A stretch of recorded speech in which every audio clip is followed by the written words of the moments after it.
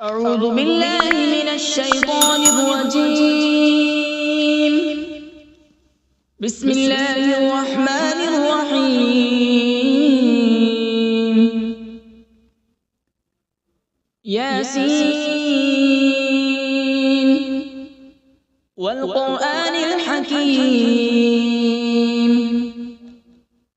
إنك لمن المرسلين على صراط مستقيم. تنزيل العزيز الرحيم لتنذر قوما ما أنذر آباؤهم فهم غافلون. لقد حق القول على أكثرهم فهم لا يؤمنون. إنا جعلنا في أعناقهم أغلالا فهي إلى الأذقان فهم مقمحون. وجعلنا من بين أيديهم سدا ومن خلفهم سدا فأغشيناهم فهم لا يبصرون. وسواء عليهم أأنذرتهم أم لم تنذرهم لا يؤمنون. إنما تنذر من اتبع الذكر وخشي الرحمن بالغيب فبشره بمغفرة وأجر كريم. إنا نحن نحيي الموتى ونكتب ما قدموا وآثارهم وكل شيء أحصيناه في إمام مبين. واضرب لهم مثلا أصحاب القرية إذ جاءها المرسلون إذ أرسلنا إليهم اثنين فكذبوهما فعززنا بثالث فقالوا إنا إليكم مرسلون. قالوا ما أنتم إلا بشر مثلنا وما أنزل الرحمن من شيء إن أنتم إلا تكذبون. قالوا ربنا يعلم إنا إليكم لمرسلون وما علينا إلا البلاغ المبين. قالوا إنا تطيرنا بكم لئن لم تنتهوا لنرجمنكم وليمسنكم منا عذاب أليم. قالوا طائركم معكم أئن ذكرتم بل أنتم قوم مسرفون. وجاء من أقصى المدينة رجل يسعى قال يا قوم اتبعوا المرسلين اتبعوا من لا يسألكم أجرا وهم مهتدون. وما لي لا أعبد الذي فطرني وإليه ترجعون. أأتخذ من دونه آلهة إن يردني الرحمن بضر لا تغن عني شفاعتهم شيئا ولا ينقذون. إني إذا لفي ضلال مبين. إني آمنت بربكم فاسمعون. قيل ادخل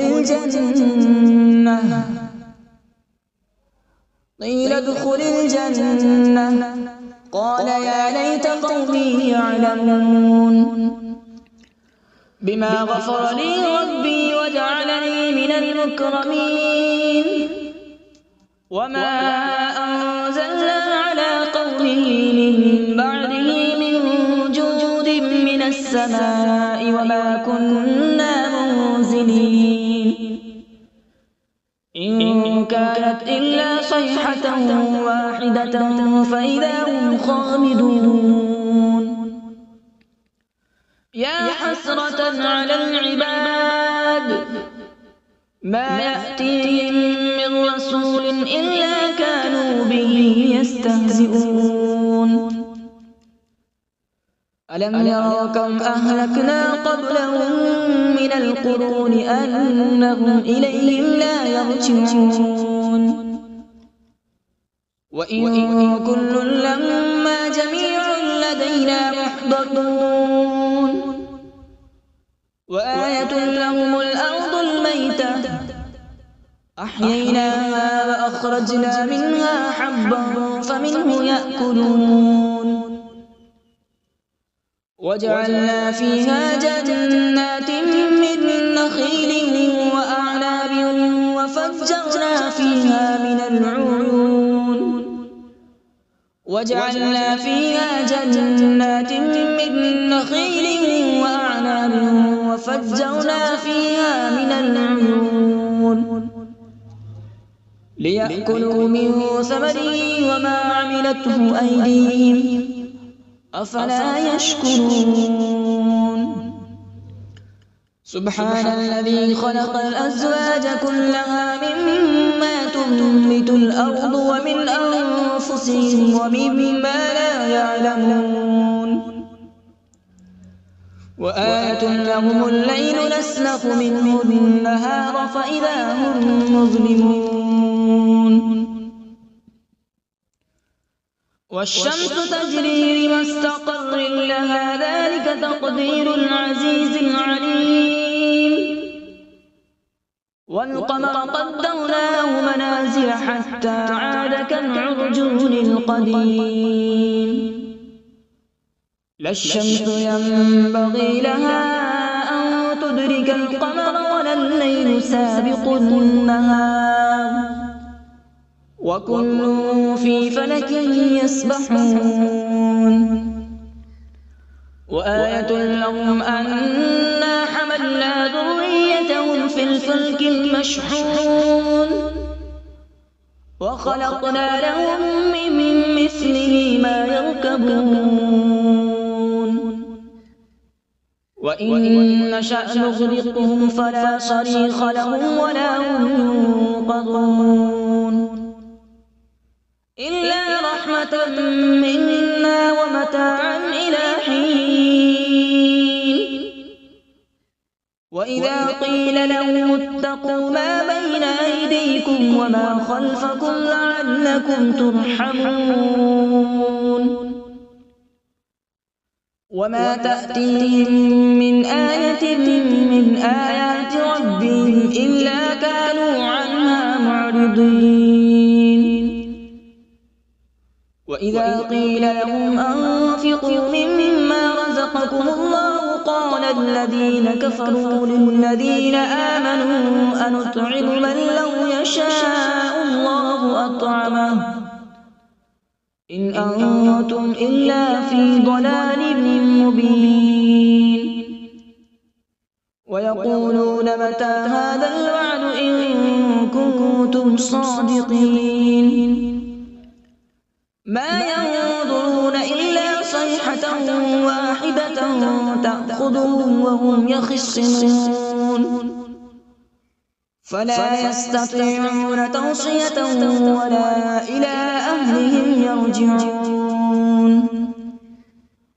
ونفخ في الصور فإذا هم من الأجداث إلى ربهم ينسلون قالوا يا ويلنا من بعثنا من مرقدنا هذا ما وعد الرحمن وصدق المرسلون إن كانت إلا صيحة واحدة فإذا هم جميع لدينا محضرون فاليوم لا تظلم نفس شيئا ولا تجزون إلا ما كنتم تعملون إن أصحاب الجنة اليوم في شغل فاكهون هم وأزواجهم في ظلال على الأرائك متكئون لهم فيها فاكهة ولهم ما يدعون سلام قولا من رب رحيم وامتازوا اليوم أيها المجرمون ألم أعهد إليكم يا بني آدم ألا تعبدوا الشيطان إنه لكم عدو مبين وأن اعبدوني هذا صراط مستقيم ولقد أضل منكم جبلا كثيرا أفلم تكونوا تعقلون هذه جهنم التي كنتم توعدون اصلوها اليوم بما كنتم تكفرون اليوم نختم على أفواههم وتكلمنا أيديهم وتشهد أرجلهم بما كانوا يكسبون ولو نشاء لطمسنا على أعينهم فاستبقوا الصراط فأنى يبصرون ولو نشاء لمسخناهم على مكانتهم فما استطاعوا مضيا ولا يرجعون ومن نعمره ننكسه في الخلق أفلا يعقلون وما علمناه الشعر وما ينبغي له إن هو إلا ذكر وقرآن مبين لينذر من كان حيا ويحق القول على الكافرين أولم يروا أنا خلقنا لهم مما عملت أيدينا أنعاما فهم لها مالكون وذللناها لهم فمنها ركوبهم ومنها يأكلون ولهم فيها منافع ومشارب أفلا يشكرون واتخذوا من دون الله آلهة لعلهم ينصرون لا يستطيعون نصرهم وهم لهم جند محضرون فلا يحزنك قولهم إنا نعلم ما يسرون وما يعلنون أولم ير الإنسان أنا خلقناه من نطفة فإذا هو خصيم مبين وضرب لنا مثلا ونسي خلقه قال من يحيي العظام وهي رميم قل يحييها الذي أنشأها أول مرة وهو بكل خلق عليم الذي جعل لكم من الشجر الأخضر نارا فإذا أنتم منه توقدون أوليس الذي خلق السماوات والأرض بقادر على أن يخلق مثلهم بلى وهو الخلاق العليم إنما أمره إذا أراد شيئا أن يقول له كن فيكون فسبحان الذي بيده ملكوت كل شيء وإليه ترجعون أعوذ بالله من الشيطان الرجيم بسم الله الرحمن الرحيم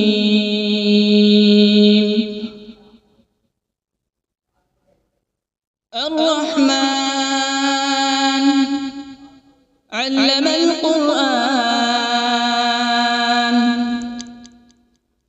خلق الإنسان علمه البيان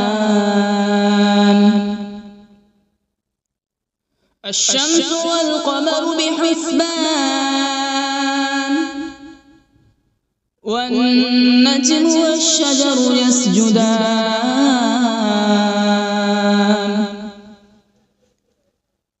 والسماء رفعها ووضع الميزان ألا تطغوا في الميزان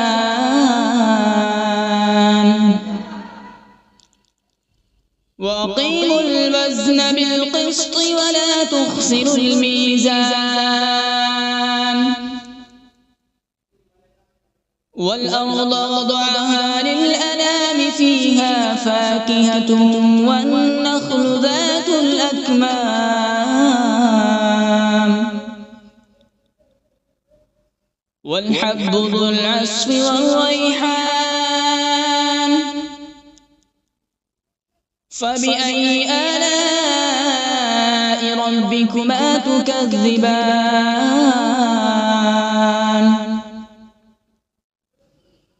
خلق الإنسان من صلصال كالفخار وخلق الجان من مارج من نار فبأي آلاء ربكما تكذبان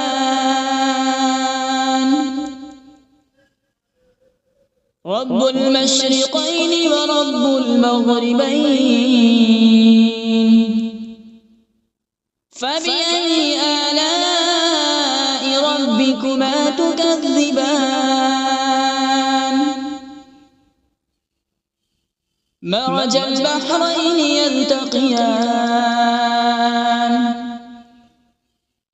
بينهما برزخ لا يبغيان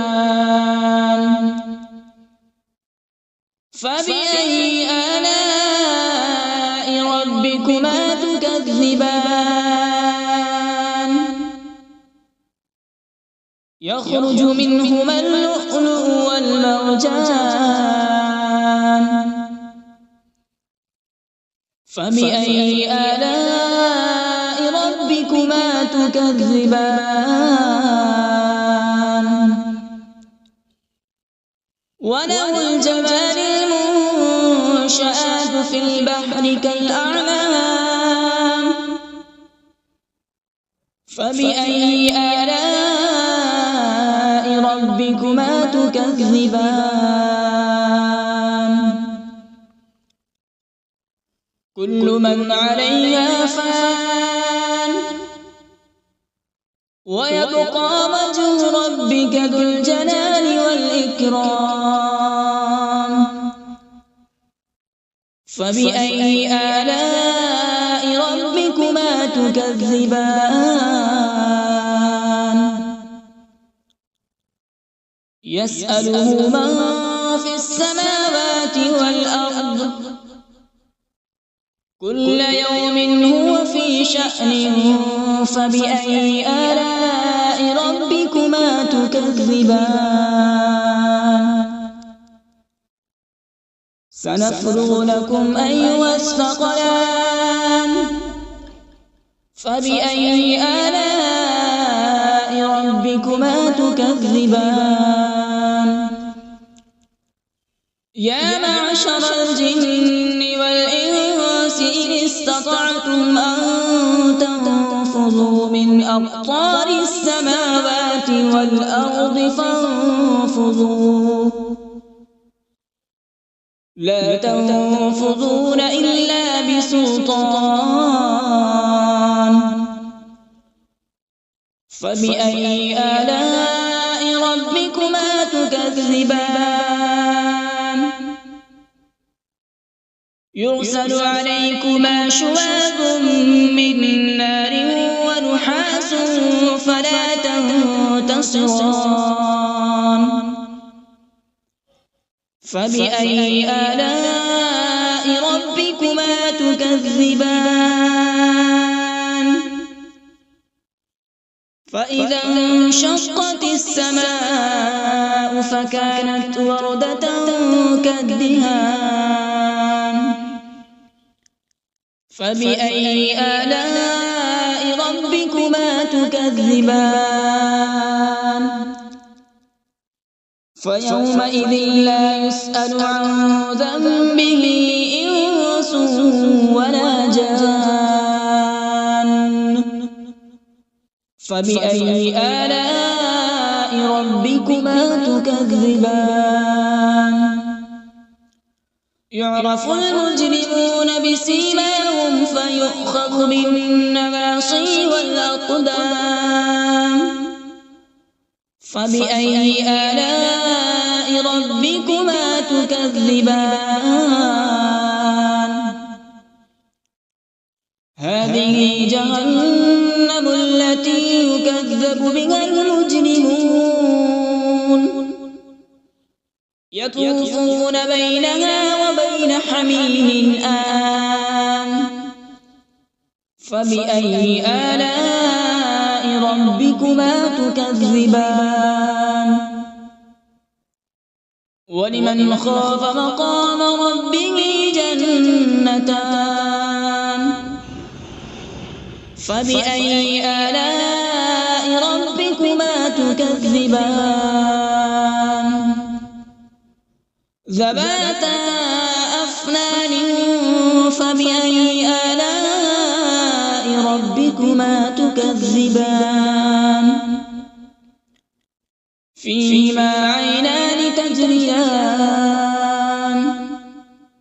فبأي آلاء ربكما تكذبان فيهما من كل فاكهة زوجان فبأي آلاء ربكما تكذبان متكئين على فرش بطائنها من استبرق وجنى الجنتين دان فبأي آلاء ربكما تكذبان فيهن قاصرات الطرف لم يطمثهن إنس قبلهم ولا جان فبأي آلاء ربكما تكذبان كأنهن الياقوت والمرجان فبأي آلاء ربكما تكذبان هل جزاء الإحسان إلا الإحسان فبأي آلاء ربكما تكذبان ومن دونهما جنتان فبأي آلاء ربكما تكذبان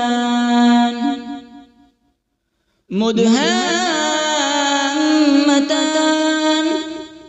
فبأي آلاء ربكما تكذبان فيهما عينان نضاختان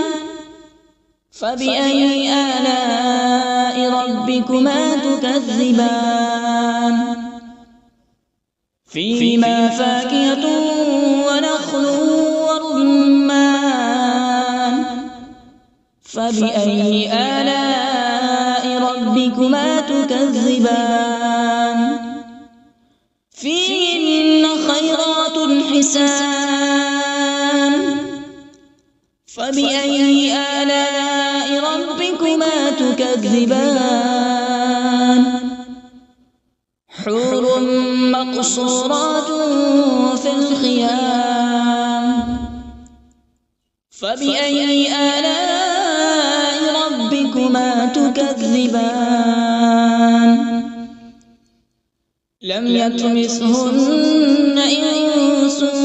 قبلهم ولا جان فبأي آلاء ربكما تكذبان متكئين على رفرف خضر وعبقري حسان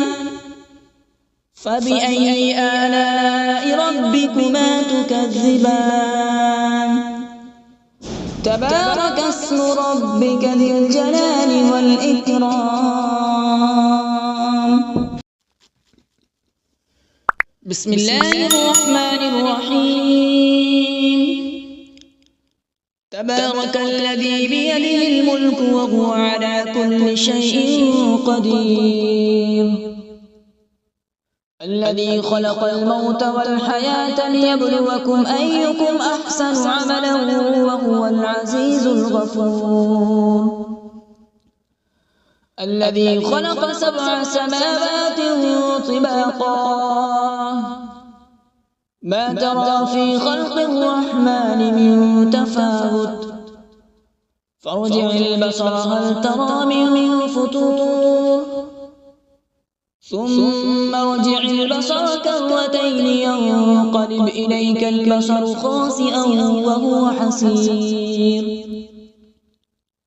ولقد زينا السماء الدنيا بمصابيح وجعلناها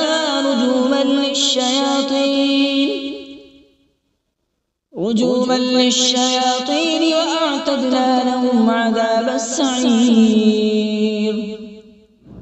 وللذين كفروا بربهم عذاب جهنم وبئس المصير إذا ألقوا فيها سمعوا لها شهيقا وهي تفور تكاد تميز من الغيظ كلما ألقي فيها فوج سألهم خزنتها ألم يأتكم نذير قالوا بلى قد جاءنا نذير فكذبنا وقلنا ما نزل الله من شيء إن أنتم إلا في ضلال كبير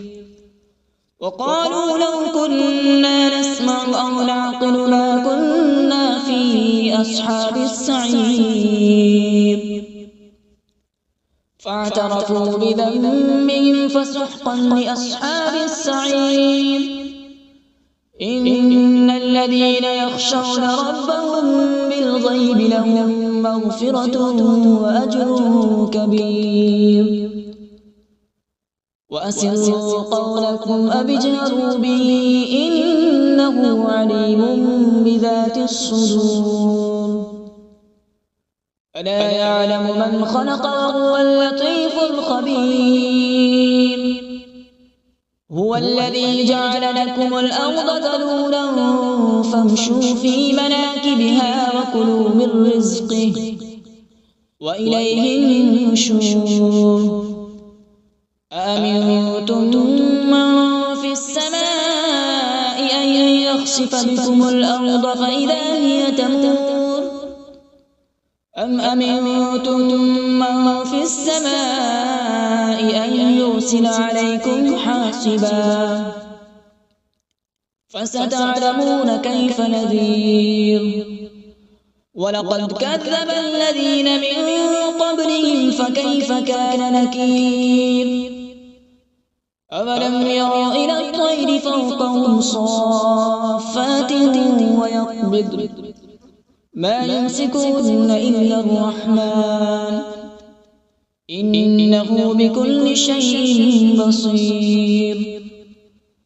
أمن هذا الذي هو جند لكم ينصركم من دون الرحمن إن الكافرون إلا في غرور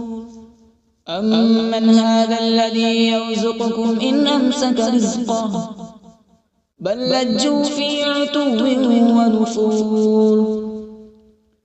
أفمن يمشي مكبا على وجهه أهدى أمن يمشي سويا على صراط مستقيم قل هو الذي أنشأكم وجعل لكم السمع والأبصار والأفئدة قليلا ما تشكرون قل هو الذي ذرأكم في الأرض وإليه تحشرون ويقولون متى هذا الوعد إن كنتم صادقين قل إنما العلم عند الله وإنما أنا نذير مبين فلما رأوا زلفة سيئت وجوه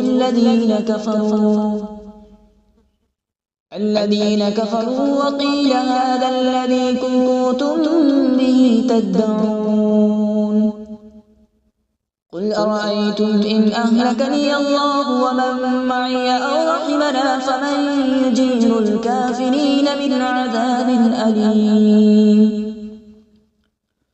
قل هو الرحمن آمنا به وعليه توكلنا